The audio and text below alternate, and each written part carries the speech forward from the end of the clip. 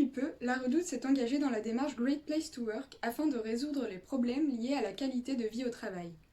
En effet, l'entreprise La Redoute connaît une baisse d'engagement de la part de ses salariés et a actuellement un taux de turnover important de 9,31%.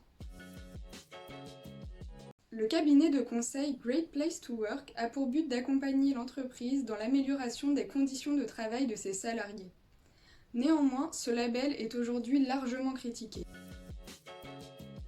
C'est la raison pour laquelle, au travers de notre audit, nous avons proposé la mise en place d'une politique de qualité de travail. Une politique de qualité de vie au travail est une démarche qui vise à combiner l'amélioration des conditions de travail des salariés à la performance de l'entreprise. Cela implique d'identifier les domaines peu satisfaisants de l'entreprise et d'en proposer des solutions afin d'améliorer la perception des employés de leurs conditions de travail. C'est une démarche importante et longue qui suppose d'inclure les avis de toutes les parties prenantes de l'entreprise et qui se fait selon 4 étapes. Premièrement, la conception du projet. Deuxièmement, le diagnostic grâce à un audit. Troisièmement, l'expérimentation. Et enfin, la pérennisation des actions. Grâce à notre audit qui s'intègre dans l'étape de diagnostic du projet, nous allons pouvoir déterminer les dimensions les moins satisfaisantes et ainsi proposer des solutions concrètes pour y remédier.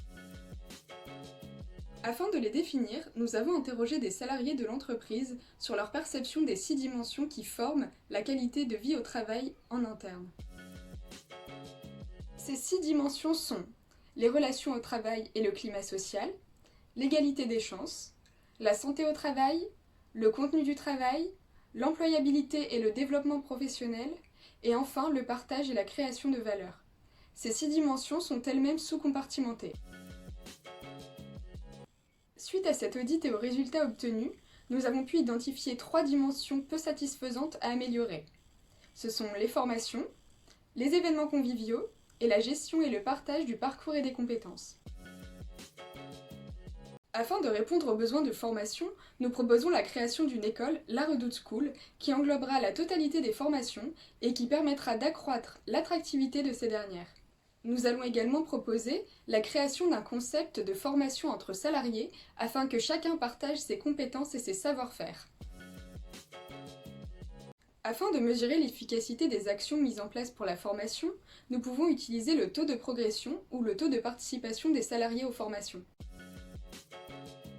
Nous proposons la création d'événements récurrents autour du sport, de l'environnement et de la santé. Nous proposons également la création d'un concept, le La Redoute Lab, qui permettra aux employés de se réunir et d'échanger autour d'un sujet qu'ils auront eux-mêmes choisi.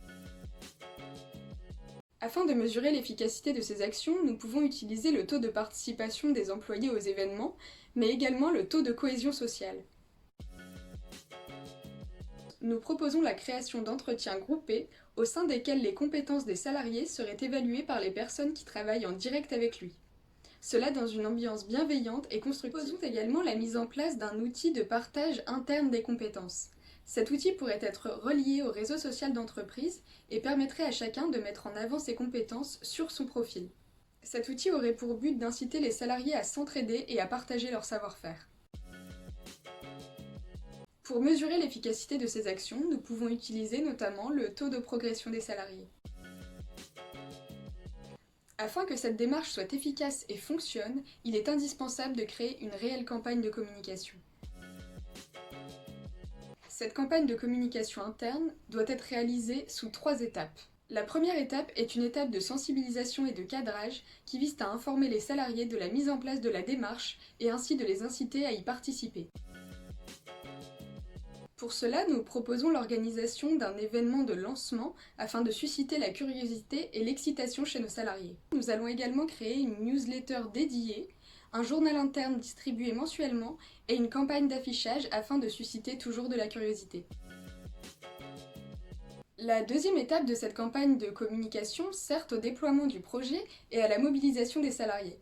Afin que les employés et les équipes continuent à se mobiliser, nous allons créer un trophée hebdomadaire qui récompensera les meilleures initiatives de la semaine. Ces équipes et leurs initiatives seront communiquées à tous via les canaux digitaux et physiques disponibles.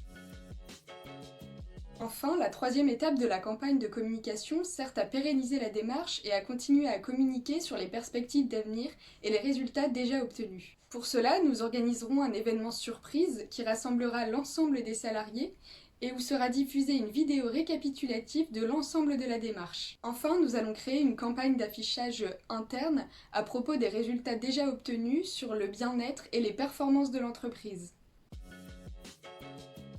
Enfin, pour mesurer l'efficacité de cette campagne de communication, nous pouvons par exemple utiliser le taux d'ouverture des newsletters, le taux de participation des employés aux événements ou encore le taux de clics sur les vidéos partagées. Pour conclure, je dirais que la démarche de qualité de vie au travail est une démarche qui demande énormément d'investissement et de temps et qui suppose également une campagne de communication très importante.